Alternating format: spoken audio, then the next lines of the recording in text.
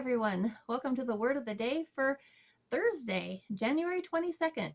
I'm your host, Renee Holiday, and this morning we have quite the random turning that comes to us from Matthew chapter 26, verses 14 through 56. And so this is quite the long chapter, but it has some very, very important content in it. I mean, especially on the world stage of events, this is important content indeed.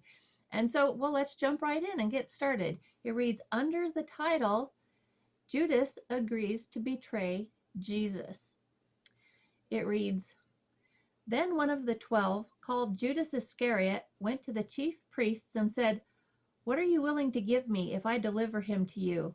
And they counted out to him 30 pieces of silver. So from that time he saw opportunity to betray him. Now, on the first day of the feast of the unleavened bread, the disciples came to Jesus, saying to him, Where do you want us to prepare for you to eat the Passover? And he said, Go into the city to a certain man and say to him, The teacher says, My time is at hand. I will keep the Passover at your house with my disciples. So the disciples did as Jesus had directed them, and they prepared the Passover. Now, when evening had come, he sat down with the 12. Now, as they were eating, he said, Assuredly, I say to you, one of you will betray me. And they were exceedingly sorrowful, and each of them began to say to him, Lord, is it I? Then he answered and said, He who dipped his hand with me in the dish will betray me. The Son of Man goes, as it is written of him, but woe to that man by whom the Son of Man is betrayed. It would have been good for that man if he had not been born. Then Judas, who was betraying him, answered and said, Rabbi, is it I?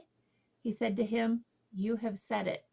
And as they were eating, Jesus took bread, blessed it, and broke it, and gave it to the disciples, and said, Take, eat, this is my body. Then he took the cup and gave thanks and gave it to them, saying, Drink from it, all of you. For this is my blood of the new covenant, which is shed for many for the remission of sins. But I say to you, I will not drink of this fruit of the vine from now on until that day when I drink it new with you in my Father's kingdom. And when they had sung a hymn, they went out to the Mount of Olives. Then Jesus said to them, All of you will be made to stumble because of me this night, for it is written, I will strike the shepherd, and the sheep of the flock will be scattered. But after I have been raised, I will go before you to Galilee. Peter answered and said to him, Even if all are made to stumble because of you, I will never be made to stumble. Jesus said to him, Assuredly, I say to you that this night before the rooster crows, you will deny me 3 times.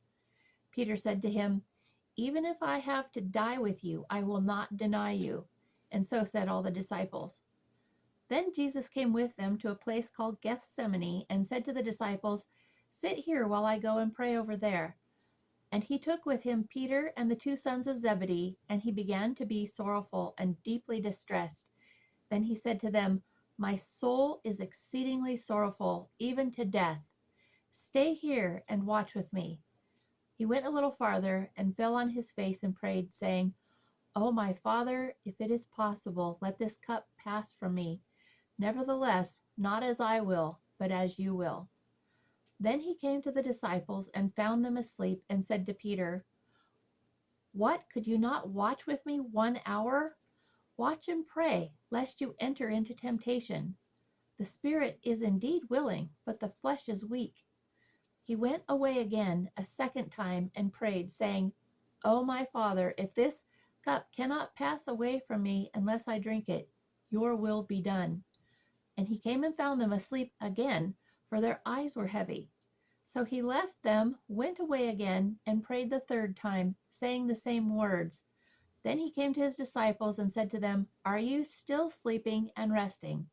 Behold, the hour is at hand, and the Son of Man is being betrayed into the hands of sinners. Rise, let us be going. See, he who betrays me is at hand. And while he was still speaking, behold, Judas, one of the 12, with a great multitude with swords and clubs, came from the chief priests and elders of the people. Now his betrayer had given them a sign, saying, Whomever I kiss, he is the one. Seize him." Then immediately he went up to Jesus and said, "Greetings, Rabbi," and kissed him. And Jesus said to him, "Friend, why have you come?" Then they came and laid hands on Jesus and took him. And suddenly one of those who were with Jesus stretched out his hand and drew his sword, struck the servant of the high priest, and cut off his ear. Then Jesus said to him, "Put your sword in its place, for all who take the sword will perish by the sword.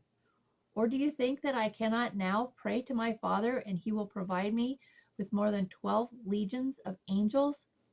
How then could the scriptures be fulfilled that it might happen thus?"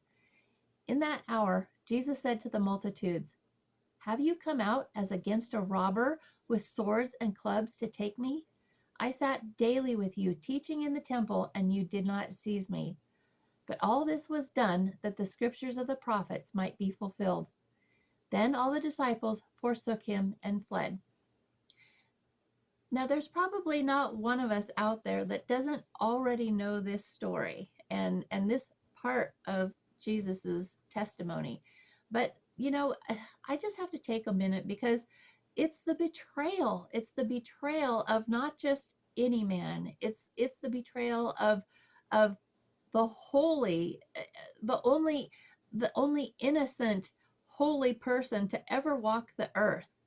And could you just imagine being Judas, that he's the one that ends up betraying the Jewish Messiah, the Messiah that the Jews have waited for millennia, right? The ultimate human being to walk the earth, the great, ever-loving, holy Messiah, right?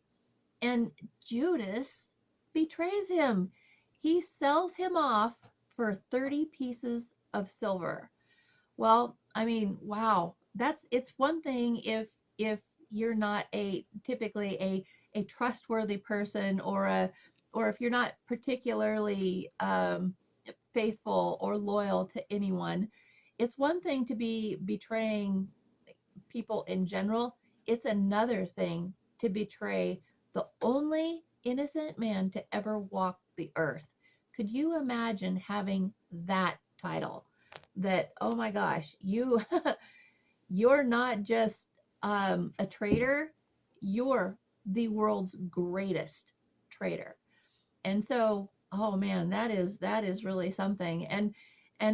But here's the thing is Jesus knew he was going to betray him. And how did he treat Judas anyway? In spite of the fact that Jesus knew that Judas would betray him, and that it was Satan who entered him in order that he would betray him, right? And so Jesus never ruins the plan. He never stops the plot. He never pulls Judas aside and says, "You need to get out of here." I mean, he lets him stay with him the entire time, and he knows he's going to do it, and he doesn't prevent him from doing it, right?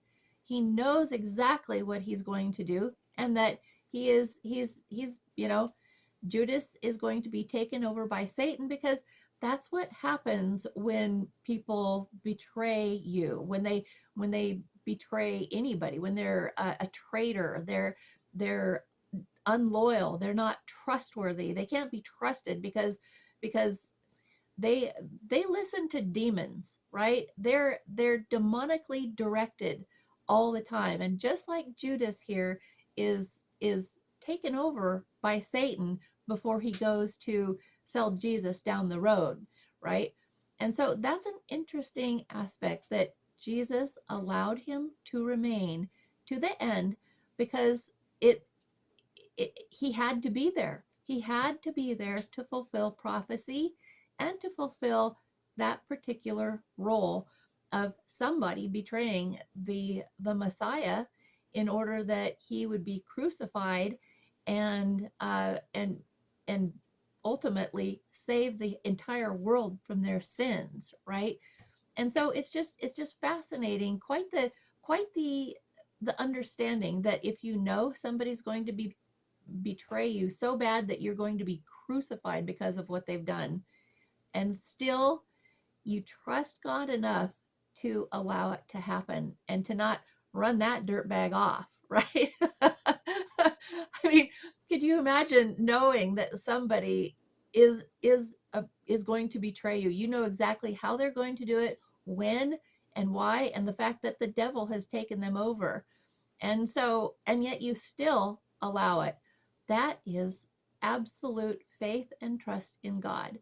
And so, boy, that just, that just is something to run across this. And yes, we all know this whole entire lineup of events, but that's the humility of the Lord that we worship.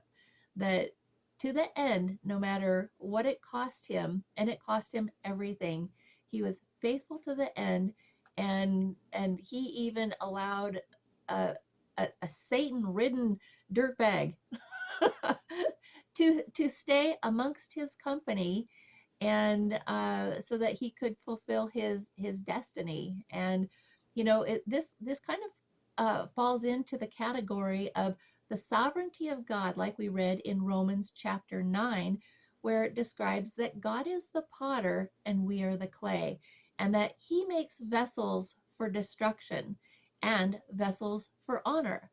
And so, whoever he has made for destruction, Judas would be one of those, because he needed an ungodly vessel to do such a horrible deed. And so he indeed would classify as one of the vessels that God made for destruction.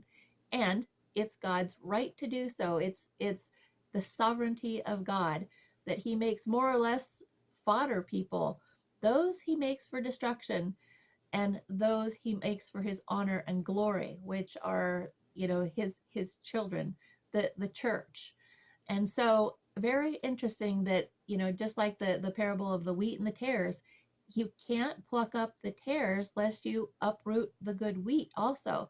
And so Jesus did not uproot the tare, which was Judas, because he had a calling. He had a very specific job, whether he was a vessel made for destruction or not. He had a specific job, just as do all the tares, in shaping and forming his vessels of glory, that we can be refined and become that pure gold and silver that takes trials and tribulations in order to produce. And so what a fascinating aspect that is. So, well, that's going to do it for today, everyone. And so I hope that this was a blessing to you, and possibly a different perspective that you hadn't considered in relation to Romans chapter 9 and the sovereignty of the Lord. But all right, well, so I hope that you'll join me tomorrow, and we'll see what the Lord has in store for us tomorrow. You all have a wonderful and a blessed day.